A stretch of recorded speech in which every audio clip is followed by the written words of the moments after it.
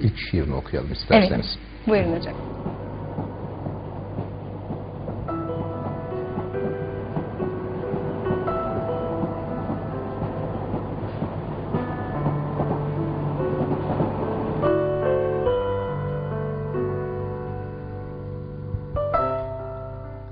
Haydarpaşa Garı'nda 1941 baharında saat 15. Merdivenlerin üstünde güneş, yorgunluk ve telaş. Bir adam merdivenlerde duruyor bir şeyler düşünerek. Burnu sivri ve uzun, yanakların üstü çopur. Merdivenlerdeki adam Galip Usta tuhaf şeyler düşünmekle meşhurdur. Kağıt helvası yesem her gün diye düşündü 5 yaşında. Mektebe gitsem diye düşündü 10 yaşında. Babamın bıçakçı dükkanından akşam ezanından önce çıksam diye düşündü 11 yaşında. Sarı iskarpinlerim olsa, kızlar bana baksalar diye düşündü 15 yaşında. Babam neden kapattı dükkanını ve fabrika benzemiyor babamın dükkanına diye düşündü 17 yaşında. İşsiz kalırsam diye düşündü 18 yaşında. İşsiz kalırsam diye düşündü 19 yaşında. İşsiz kalırsam diye düşündü 20 yaşında. İşsiz kalırsam diye düşündü 21 yaşında. Ve zaman zaman işsiz kalırsam diye düşündü 50 yaşına kadar. 51 yaşında ihtiyarladım dedi. Babamdan 1 yıl fazla yaşadım. Şimdi 52 yaşındadır. İşsizdir. Kaptırmış kafasını düşüncelerin en tuhafına. Kaç yaşında öleceğim? Ölürken yorganım üstümde olacak mı diye düşünüyor. Burnu sivri ve uzun. Yanakların üstü çopur. Galip Usta. Galip Usta. Sağ olun, teşekkürler. Arkadaşlar hemen bir parça girelim mi? Ne dersiniz? Peki. Sevgili izleyiciler, şimdi yine sözleri Nazım Hikmet'e, bestesi grup yoruma ait olan bir şarkıyı dinleyeceğiz hep birlikte. Asker Kaçakları.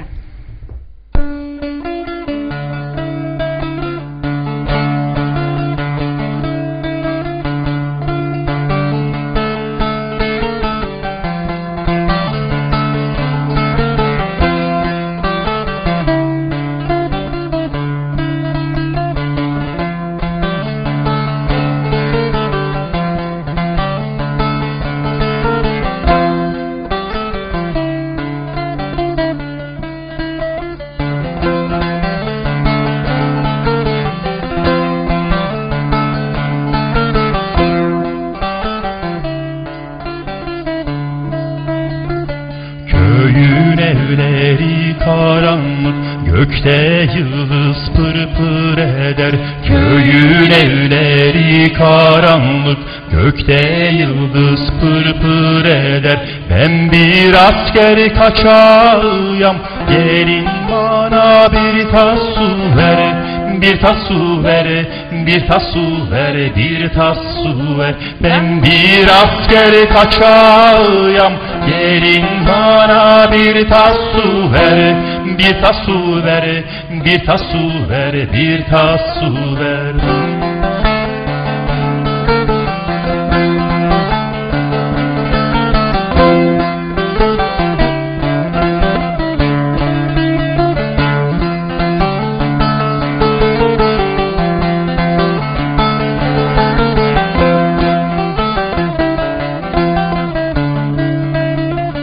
Neyleyim kusura kalma, elleri kınasız gelin. Neyleyim kusura kalma, elleri kınasız gelin. Çalar asker kaçakları, kapıları geceleyin, geceleyin, geceleyin, geceleyin. Çalar asker kaçakları, kapıları geceleyin, geceleyin, geceleyin, geceleyin. Çalar asker kaçakları, kapıları geceleyin, geceleyin, geceleyin, geceleyin.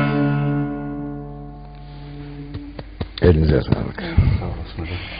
Sevgili izleyiciler, Nazım'ın yaşam felsefesi, hayata bakışı, hayattan ne anladığı, nasıl yaşamak gerektiği gibi birçok soru var.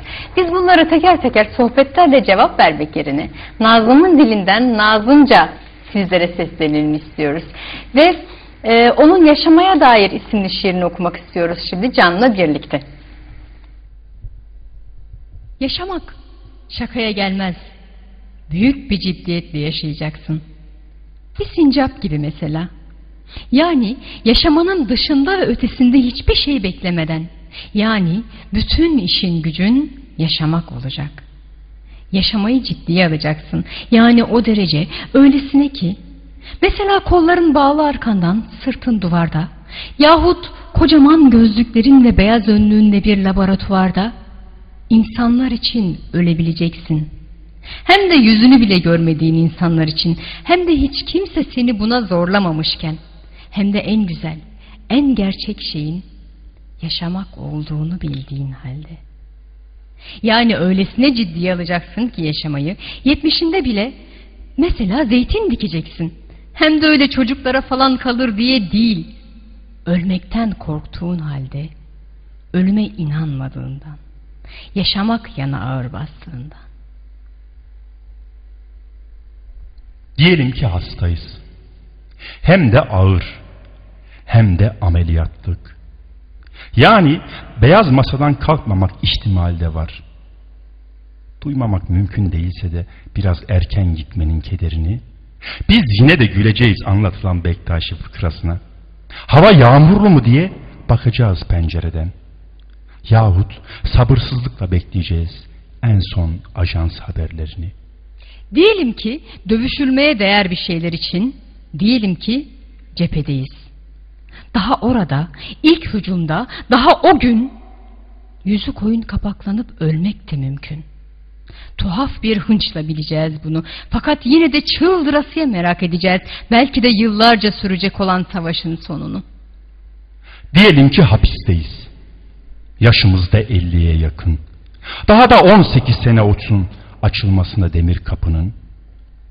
Biz yine de dışarıyla birlikte yaşayacağız. İnsanları, hayvanları, kavgası ve rüzgarıyla. Yani duvarın ardındaki dışarıyla. Yani nasıl ve nerede olursak olalım hiç ölünmeyecekmiş gibi yaşanacak. Bu dünya soğuyacak. Yıldızların arasında bir yıldız. Hem de en ufacıklarından, mavi kadifede bir yaldız zerresi yani. Yani bu koskocaman dünyamız. Bu dünya soğuyacak günün birinde. Hatta bir buz yığını yahut ölü bir bulut gibi de değil. Boş bir ceviz gibi yuvarlanacak zifir karanlıkta uçsuz bucaksız. Şimdiden çekilecek acısı bunun, duyulacak mahzunluğu şimdiden. Böylesine sevilecek bu dünya, yaşadım diyebilmek için. Elinize sağlık. Hocam senin yanında şiir okumak biraz stresli bir iş ama artık kusurlarımızı maruz görün. Çok harika. Elinize sağlık. Ağzınıza sağlık. Teşekkür ederiz hocam. Sağ olasınız. Evet sevgili izleyiciler, Nazım'ı Nazım yapan temel özelliklerden birine değinmek istiyoruz şimdi. Nazım safını işçi sınıfı ve emekçi halklardan yana belirledi Can. Bu safı çok net olarak ortaya koydu sevgili izleyiciler. Yani üzerine hiçbir spekülasyon yapılmayacak kadar çok net bir şekilde ortaya konulmuş bir saftır bu.